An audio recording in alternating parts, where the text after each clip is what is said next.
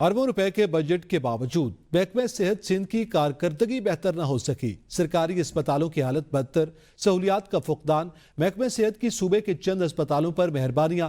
18 अस्पतालों को गुज़िश्ता 5 सालों में 351 अरब रुपए ग्रांट दी गई। गमस को 29 अरब 13 करोड़, सैयद अब्दुल्ला शाह इंस्टीट्यूट को 8 अरब के फंड्स दिए गए। डाव अस्पताल को 8 अरब, इंडस अस्पताल को 17.5 अरब रुपए की ग्रांट दी गई। जिना अस्पताल को 20 अरब, NICH को 15 अरब रुपए दिए गए हैं। अक्सर अस्पताल फंड्स की कमी के बायस मसाइल का शिकार हैं। मेडिकल और पैरामेडिकल स्टाफ की भी कमी है। आम खबर से आपको आगाह कर रहे हैं कि सरकारी अस्पतालों की हालत अबतर है, बुनियादी सहूलियात का फुकदान है। अरबों रुपए की फंडिंग के बावजूद महकमा सेहत की कारकर्दगी बेहतर न हो सकी। मजीद जानेंगे मुंतजिर मेहदी से। जी मुंतजिर, मजीद तफसीलात से आगाह कीजिएगा।